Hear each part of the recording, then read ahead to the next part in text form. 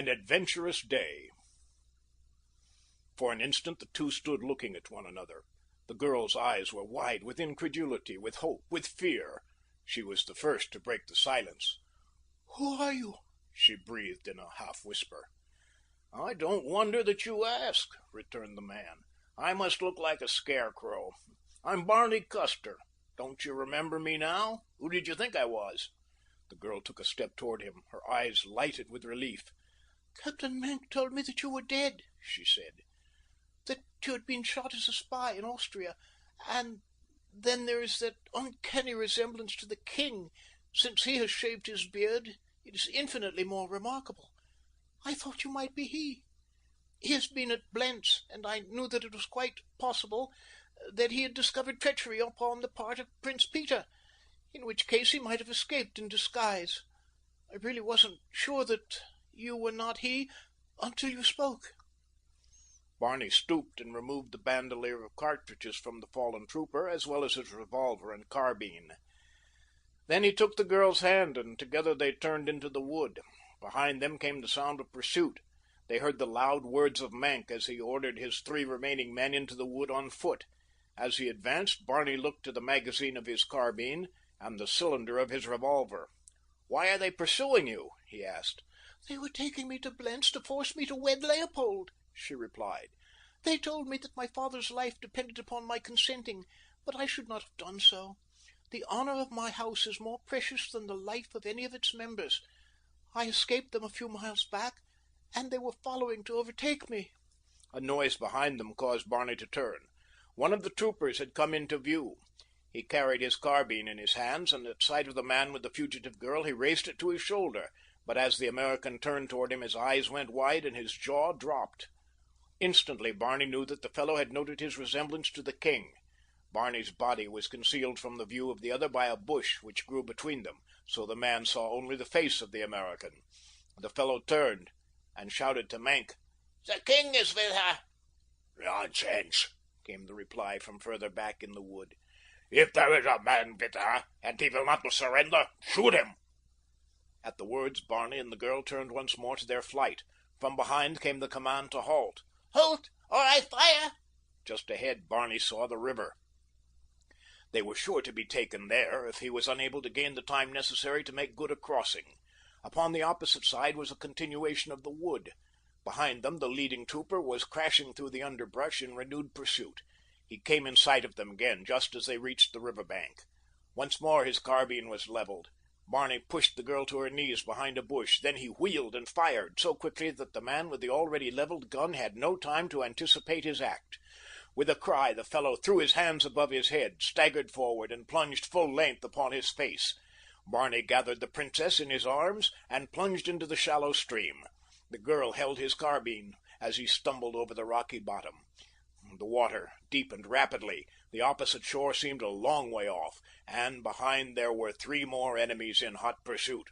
Under ordinary circumstances, Barney could have found it in his heart to wish the little Luthanian river as broad as the Mississippi, for only under such circumstances as these could he ever hope to hold the Princess Emma in his arms. 2 years before, she had told him that she loved him, but at the same time she had given him to understand that their love was hopeless. She might refuse to wed the king, but that she should ever wed another while the king lived was impossible, unless Leopold saw fit to release her from her betrothal to him and sanction her marriage to another. That he would ever do this was to those who knew him not even remotely possible. He loved Emma von der Tann, and he hated Barney Custer, hated him with a jealous hatred that was almost fanatic in its intensity. And even that the Princess Emma von der Tann would wed him were she free to wed was a question that was not at all clear in the mind of Barney Custer. He knew something of the traditions of the noble family, of the pride of caste, of the fetish of blood that inexorably dictated the ordering of their lives. The girl had just said that the honor of her house was more precious than the life of any of its members. How much more precious would it be to her than her own material happiness? Barney Custer sighed and struggled through the swirling waters that were now above his hips. If he pressed the lithe form closer to him than necessity demanded, who may blame him? The girl, whose face was toward the bank they had just quitted, gave no evidence of displeasure if she noted the fierce pressure of his muscles. Her eyes were riveted upon the wood behind. Presently a man emerged. He called to them in a loud and threatening tone. Barney redoubled his Herculean efforts to gain the opposite bank. He was in midstream now, and the water had risen to his waist. The girl saw Maenck and the other trooper emerge from the underbrush beside the first. Maenck was crazed with anger. He shook his fist and screamed aloud his threatening commands to halt, and then, of a sudden, gave an order to one of the men at his side. Immediately the fellow raised his carbine and fired at the escaping couple. The bullet struck the water behind them. At the sound of the report, the girl raised the gun she held and leveled it at the group behind her. She pulled the trigger. There was a sharp report, and one of the troopers fell. Then she fired again, quickly, and again, and again. She did not score another hit, but she had the satisfaction of seeing Maenck and the last of the troopers dodge back to the safety of protecting trees. "The cowards," muttered Barney as the enemy's shot announced his sinister intention. "They might have hit your highness." The girl did not reply until she had ceased firing. "Captain Maenck is notoriously a coward," she said. "He is hiding behind a tree now with one of his men. I hit the other." "You hit one of them?" exclaimed Barney enthusiastically. "Yes," said the girl. "I have shot a man. I often wondered what the sensation must be to have done such a thing. I should feel terribly, but I don't. They were firing at you, trying to shoot you in the back while you were defenseless. I am not sorry. I cannot be. But I only wish that it had been Captain Maenck." In a short time Barney reached the bank and, helping the girl up, climbed to her side. A couple of shots followed them as they left the river, but did not fall dangerously near. Barney took the carbine and replied. Then both of them disappeared into the wood. For the balance of the day they tramped on in the direction of Lustadt, making but little progress owing to the fear of apprehension. They did not dare utilize the high road, for they were still too close to Blentz. Their only hope lay in reaching the protection of Prince von der Tann before they should be recaptured by the king's emissaries. At dusk they came to the outskirts of a town. Here they hid until darkness settled, for Barney had determined to enter the place after dark and hire horses. The American marveled at the bravery and endurance of the girl. He had always supposed that a princess was so carefully guarded from fatigue and privation all her life that the least exertion would prove her undoing. But no hardy peasant girl could have endured more bravely the hardships and dangers through which the Princess Emma had passed since the sun rose that morning. At last darkness came, and with it they approached and entered the village. They kept to unlighted side streets until they met a villager, of whom they inquired their way to some private house where they might obtain refreshments. The fellow scrutinized them with evident suspicion. "There is an inn yonder," he said, pointing toward the main street. "You can obtain food there. Why should respectable folk want to go elsewhere than to the public inn? And if you are afraid to go there, you must have very good reason for not wanting to be seen, and He stopped short as though assailed by an idea. "Wait," he cried excitedly. "I will go and see if I can find a place for you. Wait right here." And off he ran toward the inn. "I don't like the looks of that," said Barney, after the man had left them. "He's gone to report us to someone. Come, we'd better get out of here before he comes back." The two turned up a side street away from the inn. They had gone but a short distance when they heard the sound of voices and the thud of horses' feet behind them. The horses were coming at a walk, and with them were several men on foot. Barney took the princess's hand and drew her up a hedge-bordered driveway that led into private grounds. In the shadows of the hedge they waited for the party behind them to pass. It might be no one searching for them, but it was just as well to be on the safe side. They were still near Blentz. Before the men reached their hiding place, a motor car followed and caught up with them, and as the party came opposite the driveway, Barney and the princess overheard a portion of their conversation. "Some of you go back and search the street behind the inn. They may not have come this way." The speaker was in the motor car. "We will follow along the road for a bit and then turn into the Lustadt highway. If you don't find them, go back along the road toward Tann." In her excitement, the Princess Emma had not noticed that Barney Custer still held her hand in his. Now he pressed it. "It was Maenck's voice," he whispered. "Every road will be guarded." For a moment he was silent, thinking. The searching party had passed on. They could still hear the purring of the motor as Mank's car moved slowly up the street. "This is a driveway," murmured Barney.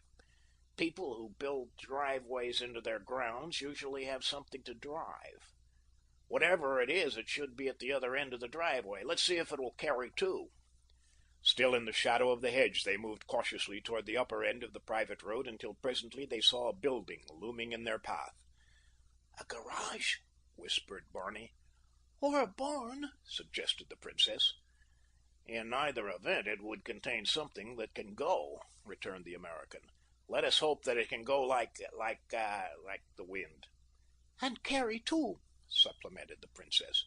"Wait here," said Barney. "If I get caught, run. Whatever happens, you mustn't get caught." Princess Emma dropped back close to the hedge, and Barney approached the building, which proved to be a private garage. The doors were locked, as also were the three windows.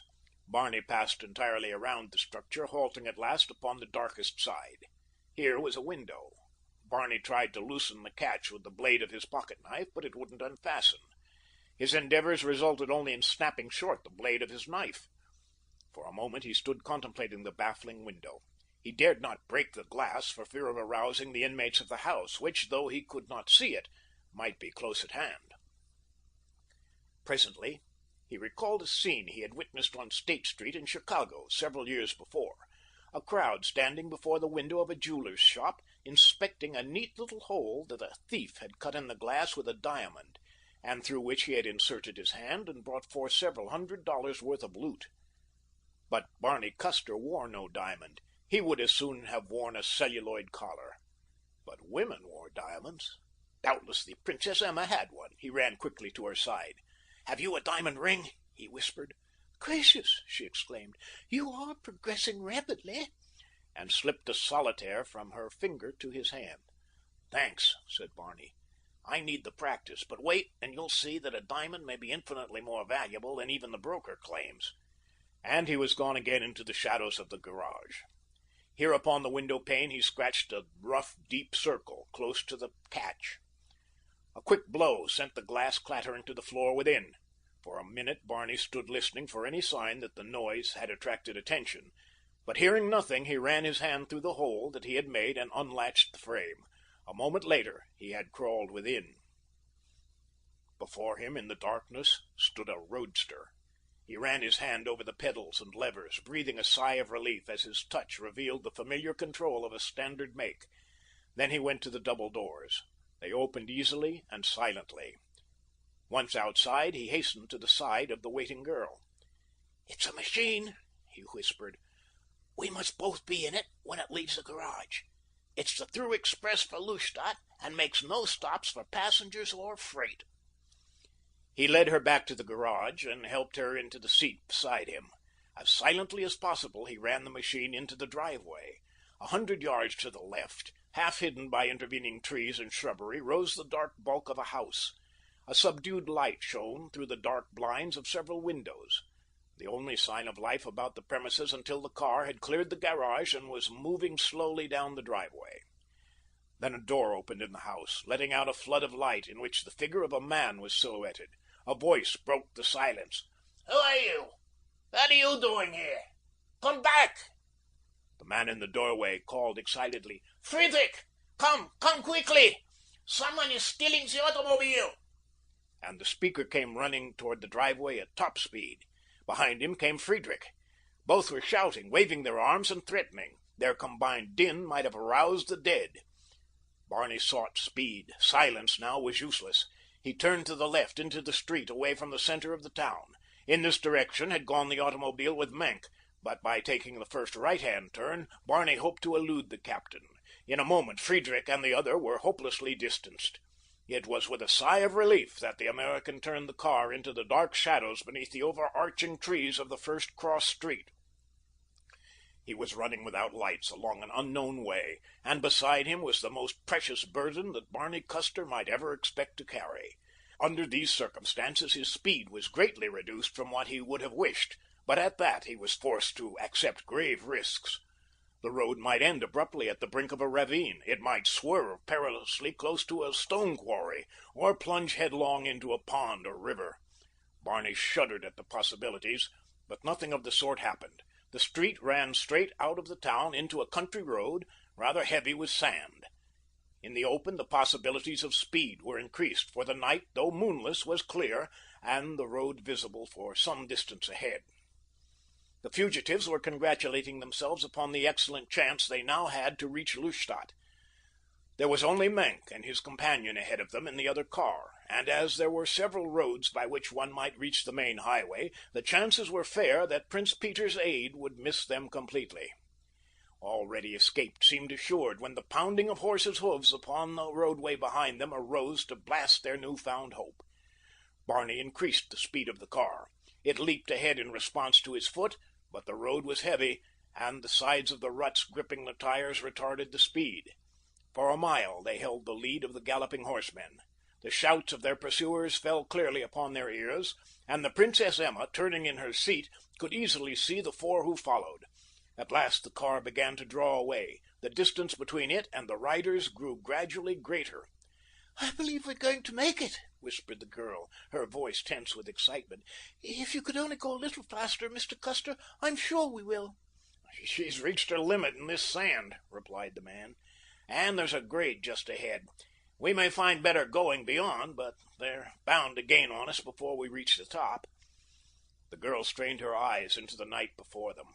On the right of the road stood an ancient ruin, grim and forbidding.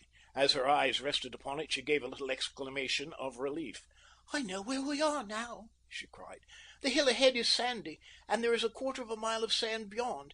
But then we strike the Lustadt highway, and if we can reach it ahead of them, their horses will have to go 90 miles an hour to catch us, provided this car possesses any such speed possibilities."